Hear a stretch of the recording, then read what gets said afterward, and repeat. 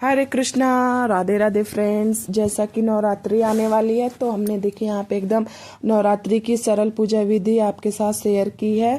जैसे कि आप अगर कलश स्थापना नहीं करते हैं, दीपदान नहीं मतलब दीप प्रज्वलित अखंड दीप नहीं प्रज्वलित करते हैं तो आप एकदम सरल विधि से आप पूजन कर सकते हैं। तो यहाँ पे देखिए हमने एक चौकी ले ली है। चौकी पे हम लाल कलर का कपड़ा बिछा लेंगे और लाल कपड़ा बिछाने का विशेष महत्व होता है, तो इसीलिए आप अपने चौकी पे लाल कलर का कपड़ा जरूर बिछाएं। और फिर हमने यहाँ पे चावल से हम स्वास्तिक बना लेंगे। तो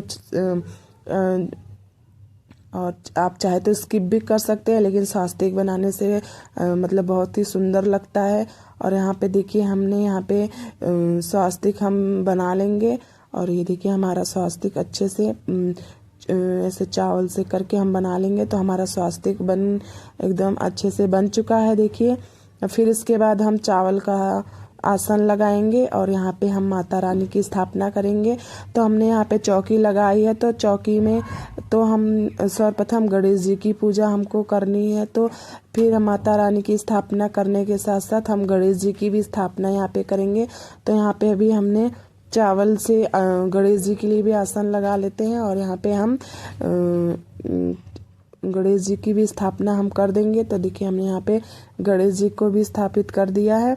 और फिर इसके बाद हम दीपक प्रज्वलित करेंगे। आप अगर अखंड दीपक नहीं प्रज्वलित कर रहे हैं तो आप सुबह शाम आप दीपक जरूर प्रज्वलित करिएगा। और आपका जब तक पूजा होगा तब तक आपका दीपक जलना चाहिए।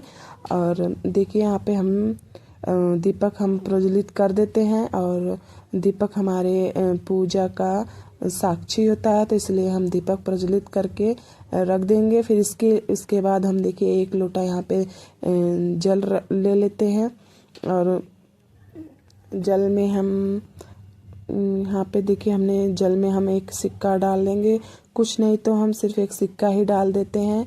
और फिर इसके बाद इसमें हम एक प्लेट चावल भर के इसके ऊपर हम रख देंगे और उस पे हम एक फूल रख देंगे। फूल हम जल के अंदर नहीं डालेंगे क्योंकि वो खराब हो जाएगा, इसलिए हम फूल को हम चावल के ऊपर रख देंगे। और ये आपके लोटे में कलावा जरूर बंधा होना चाहिए। और फिर इसके बाद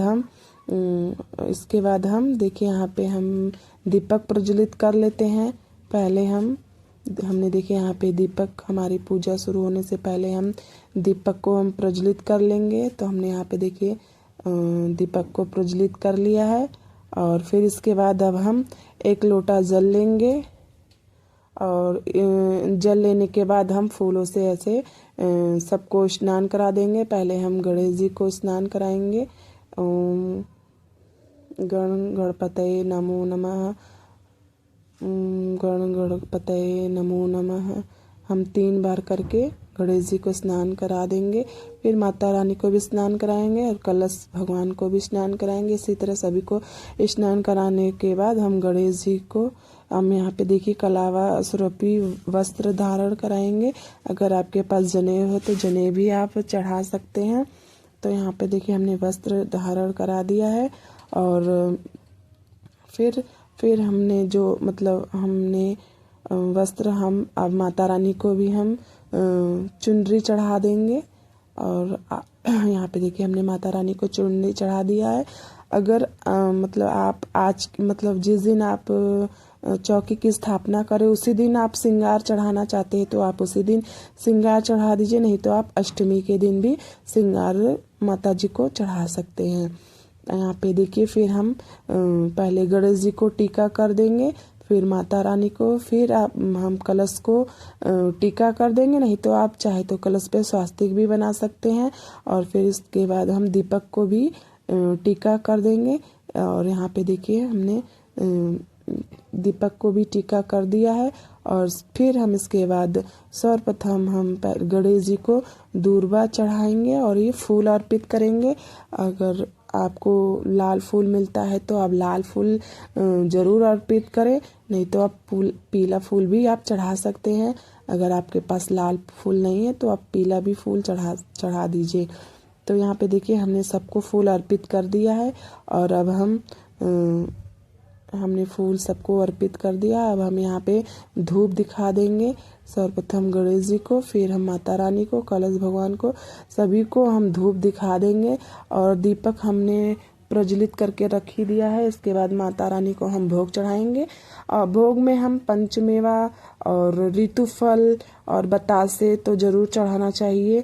और इसके अलावा पान के पत्ते पे आप चाहे लौंग, इलायची, बतासा, सुपारी रख के चढ़ा सकते हैं। और फिर इसके बाद आप कोई भी पाठ, एक पाठ कर लीजिए।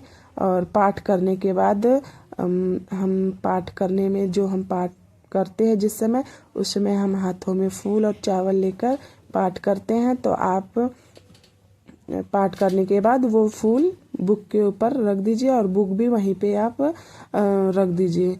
फिर हम थोड़ी सी दक्षिणा में यहाँ पे दक्षिणा भी हम चढ़ा देंगे।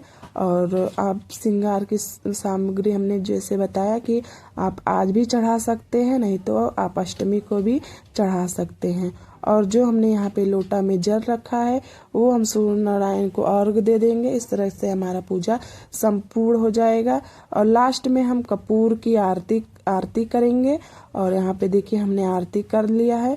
आप चाहे तो अलग से, अगर आपकी अखंड दीपक जलती है तो उसको नहीं उठाया जाता है, फिर अलग से आप आरती कर सकते हैं। और ऐसे आप मतलब जो दीपक आप प्रज्वलित किए उसी से आप आरती कर लीजिए। और इसके बाद हवन कर सकते हैं आप संपूर्ण आपकी इच्छा। सबसे पहले गणेश जी की आरती दिखाएंगे, उसके बाद हम माता रानी को दिखाएंगे। और फिर और सबको मतलब आरती होने के बाद हम बच्चों को भी आरती दिखा देंगे और आरती घुमा लेंगे। और फिर इसके बाद जो हमने जल लिया है उसको जल को हम और छावन कर देंगे 2 बार या 5 बार। और फिर इसके बाद हम माता रानी से हाथ जोड़ के क्षमा याचना करेंगे कि हमारी मतलब पूजा में कुछ भी गलती हो तो उसे क्षमा करिएगा माता रानी, और आशीर्वाद दीजिएगा हमें और हमारे बच्चों के ऊपर, घर परिवार पे, सभी परिजन के ऊपर हमेशा सुख खुशहाल रहे और सबकी वृद्धि हो। और इस तरह से हमारा पूजा हो जाता है। तो डेली पूजा हमें इसी तरह करना है। और खाली भोग प्रसाद 10-15 मिनट बाद आप हटा सकते हैं। फूलों को शाम को आप समय हटा दीजिएगा। और अगर अगले दिन सुबह जो है बिल्कुल आप पूजन उसी तरह रोज 9 दिन तक आप इसी तरह फूल और भोग आप ऐसे चढ़ा सकते हैं।